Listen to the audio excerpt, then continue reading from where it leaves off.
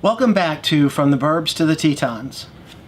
So our last video we talked about me getting a new router. And the reason I wanted to get this router, well, there were two reasons. One, the old router was acting a little funny. What I figured out is really what's been happening is FiOS is not protecting me against denial of service attacks as well as they probably should be. Don't know why. I don't know if it's because when I upload something to YouTube or something else that all of a sudden I've started getting these denial of service attacks.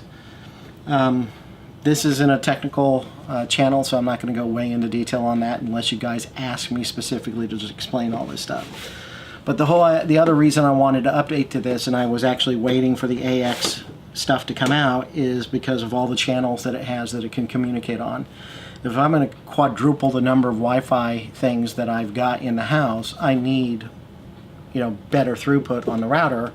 Or when I'm like trying to stream video, or my daughter is, or my wife, then they're going to get, you know, the buffering and all that kind of stuff going on, and I don't want that to happen. So let's go ahead and dive into the next smart home device that we're adding to the mix, and it's the Fire TV Cube. Before I go ahead and open this up, I want to talk about what we're trying to do with this smart home stuff. I'm not going to go into all the technical details about the specific product. There are all sorts of technical channels out there. I'm not a technical channel. And most people, if I dive way deep into the woods, which I can, I've been doing software development, server installs, all of that kind of stuff, networking for 30 plus years. But that's not what the channel's about. I don't want people to come here and go, oh, this is so in-depth, I don't know what's going on. What I really want to do is I want to talk about how, once we get these devices installed, how they affect our living. Does it improve it? Does it make it worse? What are the cool things about it? What are the bad things about it? And just how it affects our day-to-day lives by having a smarter house. So let's go ahead and get this open. So I'll take that off. Here's the cube. You know, it's about the size of my fist. So let's set that down.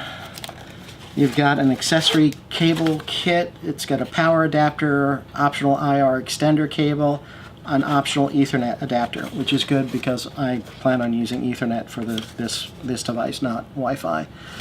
Okay, so the IR stands for infrared. So the idea there is you hook it into this. This is going to send out IR communication to the rest of my video equipment, and it should be able to control it. So that's the idea behind that. You've got smart remotes where it handles 3 or 4 or 5 different devices. That's the same idea, but it has to have some way to communicate that infrared signal to the devices. So I'm just going to set that down. We've got 3 pamphlets, you know. Okay, so it looks like one is how to use the remote, which I haven't taken out of the box. One is more about the cube, and this one is probably the warranty. Safety information. Okay, so we've got those 3 pamphlets. We do have a remote.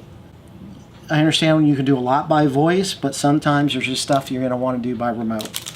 And there's a couple of batteries. I'm going to leave the batteries in there so they don't go rolling all over the place. So what I'm going to do at this point is I'm going to go ahead and get this installed, and I'll report back to you how it went. And, you know, over time, as I get more stuff hooked into it, I'll report back how it's working. You know, as I get more and more of this stuff hooked up, I mean, I still have the Ring doorbell I haven't done. I've got a smart light bulb I haven't done. I've got the Ring alarm system. I have an Echo Show. I got an Echo Dot. A lot of this stuff has just been sitting here for over a month because they had all these amazing specials between Christmas and the New Year, and I just couldn't pass them up. But we'll go ahead and, you know, keep chugging through these every couple of weeks, every month, every quarter, whatever makes sense. I'll try and do a short video on how we're using these devices, how they're making our lives better, maybe if we're not using them, you know, all those good things. So I'm going to get to installing it, and then I'll give you a summary on how it's working out of the gate. So I've had a chance to hook up the Fire TV cube and play with it for a couple of days. I signed up for Hula, did some analysis, cost analysis and stuff. Here it is. So on the left, I've got Dish Network TV satellite. Now I've got the America's Everything pack. They don't even sell it anymore. This is a really old package. And it's $143.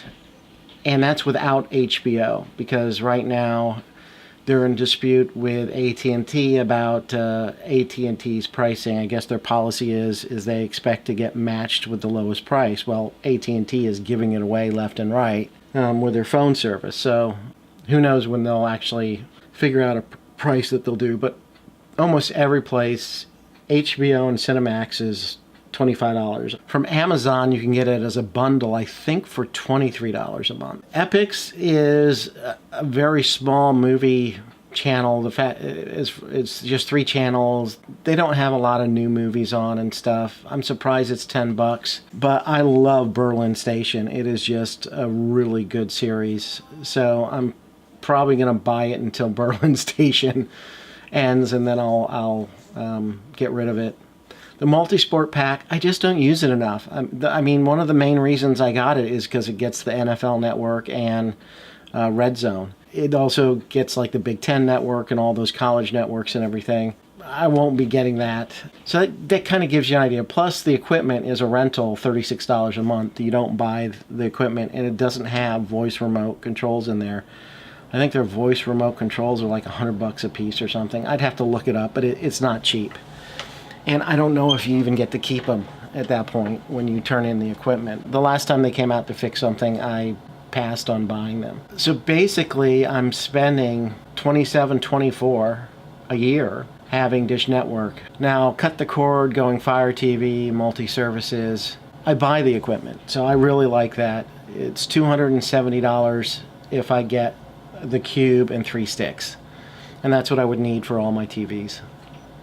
Then with the Hula Live and extra channels, it's $53 a month. Sling TV plus Epix is $35. The reason I'm getting Sling TV is because they have AMC, but they don't have live channels. Hula has live channels, but they don't have ABC Live because they haven't worked out a contract with the ABC channel in the area.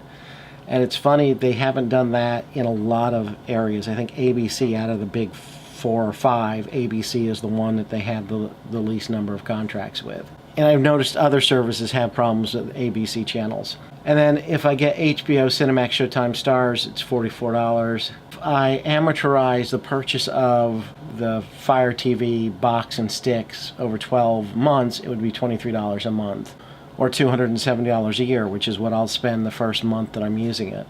But you're likely to keep that equipment for at least 2 years, if not longer, and you might selectively upgrade some of the stuff after a couple of years. So it's going to be a lot cheaper.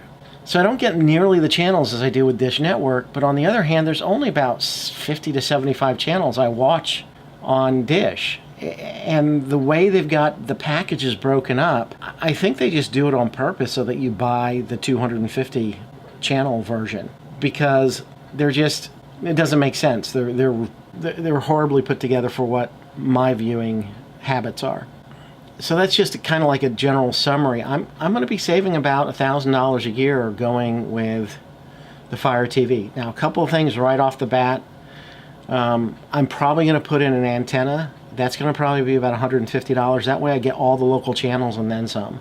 So I pay for the antenna, and I can even take it with me when we move to Idaho. The second thing is that Dish Network has a great DVR. It's one of the better DVRs that I've seen. I'll be losing that.